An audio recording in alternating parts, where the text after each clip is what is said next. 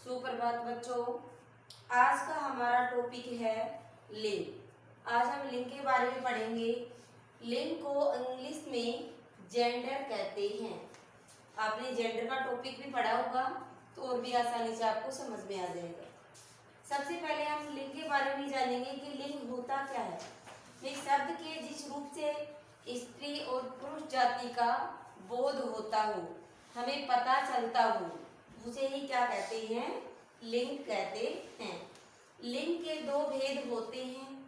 Number 1 pulling और number 2 स्त्रीलिंग।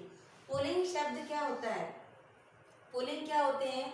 शब्द के जिस रूप से हमें ये पता चले, शब्द के जिस रूप से पुरुष जाति का बोध होता हो, और स्त्रीलिंग में शब्द के जिस रूप से स्त्री जाति का बोध होता हो, वो स्त्रीलिंग होता है। जैसे पुल्लिंग में देखिए उदाहरण घोड़ा, राजा, मामा, पिता आदि। स्त्रीलिंग में शब्द के जिस रूप से हमें स्त्री जाति का बोध होता हो, उसे स्त्रीलिंग कहते हैं। जैसे लड़की, रानी, मामी, माता आदि। अब क्या आता है प्रश्न हमारा कि पुल्लिंग शब्दों की पहचान किस तरह से करेंगी? स्त्रीलिंग शब्दों की पहचान और पुल्लिंग शब्दों की पहचान हम कैसे करेंगे बेटा? पुल्लिंग शब्दों की पहचान आकारांत तत्सम शब्द होंगे, वो किस में आएंगे? पुल्लिंग शब्द ही होते हैं। आकारांत तत्सम शब्द क्या होते हैं? जो ऐसे शब्द हैं तत्सम जो संस्कृत भाषा से हिंदी भाषा में प्रयोग कर दिए गए हों, वो तत्सम शब्द कहलाते हैं। तो वो तत्सम शब्द अगर आपको मिल जाए, और कैसे मिलेंगे? जैसे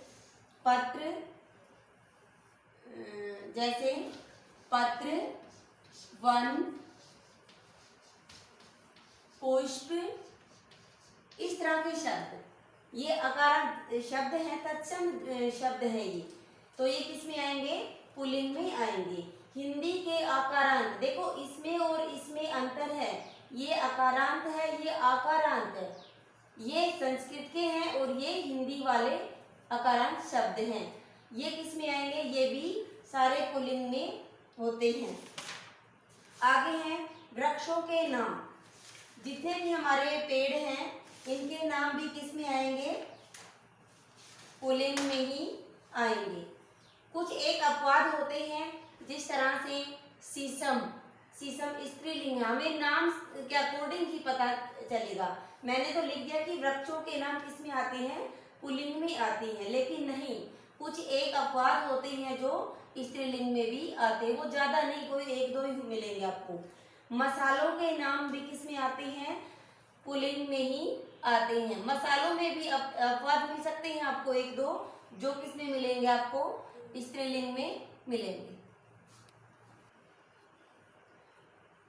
इसके अलावा बेटा कुछ एक द्रव्य पदार्थ होते हैं, उनके नाम भी किस में आते हैं?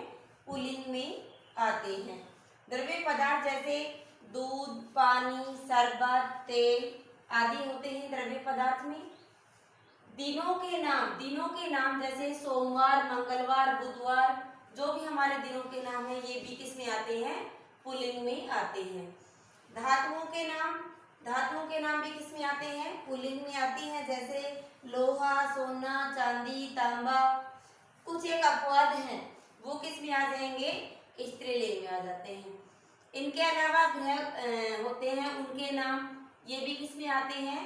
पुल्लिंग में आते हैं। जैसे चंद्र, मंगल, बुध, शनि, ये सारे किस में आते हैं? पुल्लिंग में आते हैं। इसके अलावा देशों के नाम, एक दो देश जो ऐसे हैं जो स्त्रीलिंग में आते हैं, बाकी देशों के नाम भी किस में आते हैं? पुल्लिंग में आते हैं।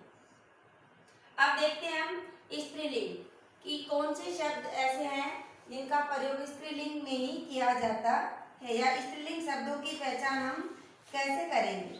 भाई भाषा और लिपियों के नाम किस में आएंगे? स्त्रीलिंग में।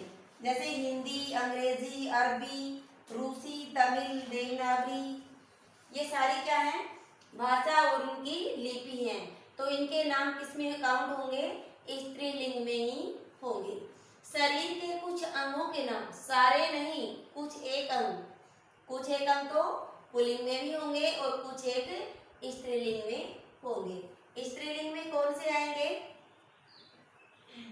नाक, आँख, गर्दन, छाती, जीभ। ये तो आप जब उच्चारण करोगे उसी से पता लग जाएगा कि शरीर के कौन से भाग पुल्लिंग में आते हैं और कौन से स्त्रीलिंग में आते हैं। उससे आगे है जी नदियों के नाम। नदियों के नाम भी किस में आएंगे? स्त्रीलिंग में आते हैं, जैसे गंगा, जमुना, ताप्ती, कावेरी, सरस्वती आदि। आगे है तिथियों के नाम। तिथियों के नाम भी किस में आते हैं? स्त्रीलिंग में आते हैं। तिथि जैसे वो तुम बोलते हो, आपने सुना होगा एकादशी, द्वादशी, इस तरह के नाम ये तिथियों के नाम हैं। ठीक है, पंचांग में आप देखोगे तो उसमें आपको तिथियों के नाम मिलेंगे, तो वो भी किस में आते हैं? सारे स्त्रीलिंग में आते हैं।